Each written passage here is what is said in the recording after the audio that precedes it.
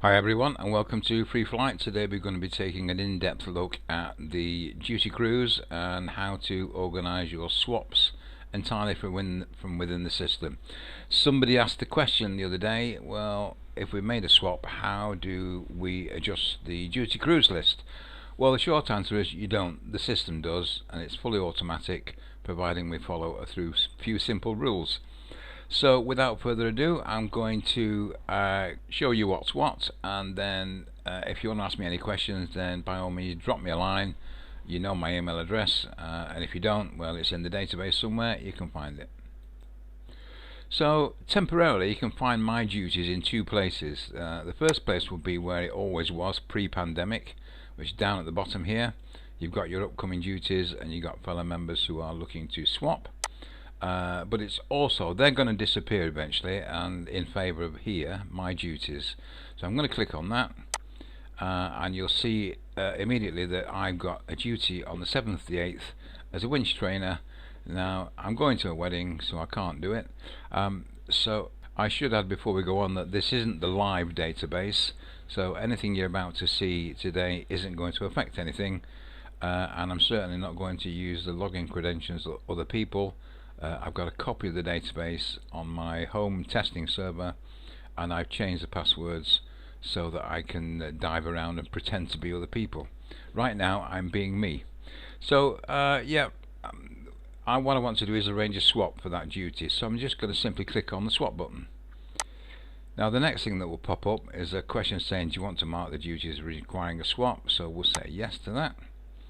And the next thing it's going to do is ask me who I want to swap with. Now I can't really swap with winch trainees, and I can't really swap with winch drivers unless it's an absolute necessity, because that would mean the trainee on duty for the day won't be able to get any training.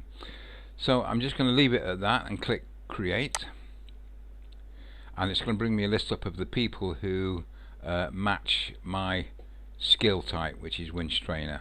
And under normal circumstances I would just click the button and select them all.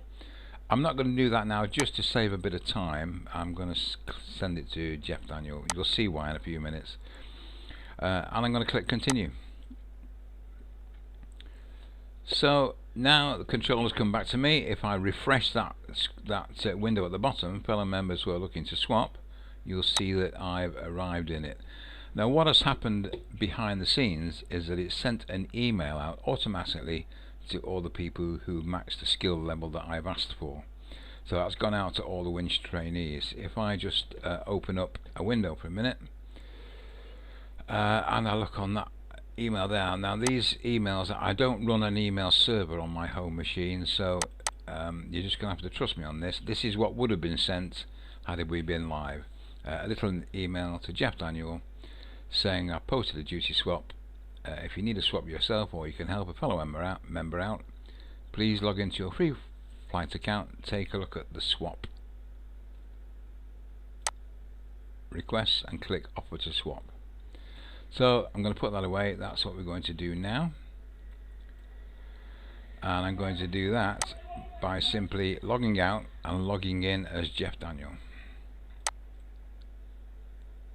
And here we are, we're back in. I am now Matthew, being Jeff Daniel for the next few minutes. And let's go to my duties. Jeff, you can see, has a duty on the 14th, and I'm in the list there requiring a swap. So I'm now going to click on the button. So Jeff is going to offer me to swap the dates.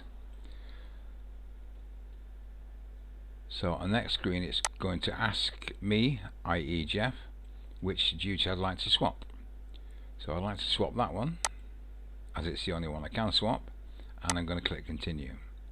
Now we get a screen up now which confirms everything that's going to happen. Now the shift date Morris Bent, and Jeff is offering to swap his on the 14th. It's the same duty type, the winch trainer, and it's again an AM swap, so we're swapping like for like. That's all I need to do, click create. Now again, what it's going to do behind the scenes is it's going to send me an email back, me as in Morris Bent, saying that Jeff has offered a swap, and if I want to accept the swap, just log in and click the accept button, which we're going to do in a minute, and I'm going to show you where that is. So that's me done. Let's log out and go back in as me. So here I am back in as me. I'm going to go over to my duties, and now you'll see if I click on the little arrow, I'll see all of my swaps, and we can see that Jeff there has offered to swap his date on the 14th for mine on the 7th. So let's go ahead and accept that. And again, it's going to send an email message out to Jeff saying thank you very much, and I'd like to take up your offer. Job done. We'll see why in a minute. Keep a note, I'm on the 7th, Jeff is on the 14th. Let's see what happens when it's all finished. First thing it's going to tell me is that if I've received any other offers, it's now going to send a decline email. And let's think about the situation. Another couple of winch trainers could have offered to swap the same date. Okay, so they will all appear in this list here. Now, there is a reason for an offer there, which I didn't bother to fill in, but let's suppose that somebody had said, because I'm a reasonable chap, and another one had said, because I've just been pinged and I've got to self-isolate, and another person had said, well, I could do the swapping myself because I've got to go to a wedding. It's up to me then to decide which of the ones I want to offer. Now, I might take pity on the guy that's just been pinged, or I might take pity on the guy that's got to go to a wedding. That's my choice. I only need to accept one, and it will automatically decline the rest of the offers, and I'll show you the emails that it sends out in a few minutes. So we're going to click that away, and I'm going to refresh that screen, and you will now see that my swap duty is now for the 14th, and there's a swap there, and that's gone to the 7th. Okay, let's confirm that in the events calendar. If I go to now the 7th,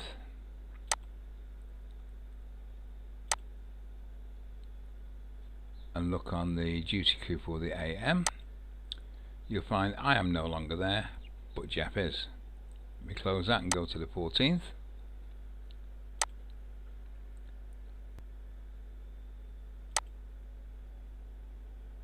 And so there I am on the 14th. So that's it. Very, very easy. Let me quickly show you the emails that have been sent out, and there'll be a few now. And yes, you can see that there are. We've had a look at that one, I think. Let's have a look at this one. So that's telling me that Jeff has made an offer to swap the duty, and if it fits my requirements, please go to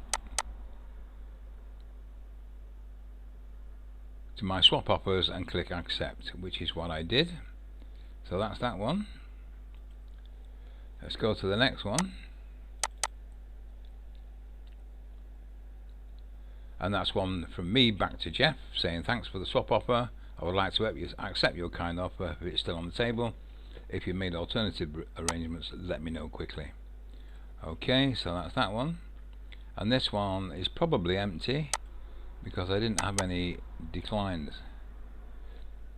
Yeah, so that's not gone to anybody, but it generates it anyway, and I'll sort that out because it shouldn't do on this occasion. So had there been other offers in there, then this would have been pre-populated with the person's name and the person's email address, etc., etc., and it would have gone off. So that's it in a nutshell. It's all beautifully self-contained. It follows the design principle that we set in place, or I set in place 10 years ago with Freeflight, in the design principle being that a lot of people do a little rather than a few people doing everything. So when you ask the question, well, if we do a duty swap, who changes the duty crews? The short answer is you do it, because if we do it all correctly, we just have to do this maybe once a quarter, once every 6 months. Whereas if one poor person is in charge of changing all the duty crews, they may get 8, 9, 10, 15, 20 requests to change the duty crews, and that kind of defeats the object. It's a lot of people do a little rather than 2 or 3 people doing every damn thing under the sun. Hope you can all agree with that, because it really is very easy. It takes all the pressure off. I'm getting this out quickly because people have started to use the swap system. In a future video I'll expand it a little bit and explain what happens if you don't get a reply and you need to expand the list. So for instance, if I didn't get a reply from the winch trainers and nobody could swap, then I might have no option but to expand it a little further, rope in the winch drivers, at least get a winch driver on duty for the day, and we just have to put the trainees training off until another date. Similarly, instructors are one of the key ones. If a full cat instructor sends a request out and can't get a reply, or doesn't get any kind of reply from the full cat instructors, then they may have to put a call out to the ASCAT instructors. Quite how they would go on with authorizing flying on the field is another story, but we'll leave that for them to sort out. Main thing is get to use it. If you've got any problems, guys, give me a call. It really is quite easy. It's not onerous at all, and if we all do our little bit, the whole thing will work smoothly, and it will also mean that the right people get the right duty reminder email for the right week. Just one final thing, I know I've gone over my allotted time, but this is important. If you've already arranged a swap outside of the duty swap system by the old-fashioned telephone method, do try putting it right within Freeflight. It's quite easy, it's all in real time, so you can talk to each other on the phone while one accepts an offer and one sends an offer, etc. If you get totally stuck, by all means call me and I will fix it. Okay, let's not suffer in silence over this. It really is a fantastic part of the system. That's all for now. Bye.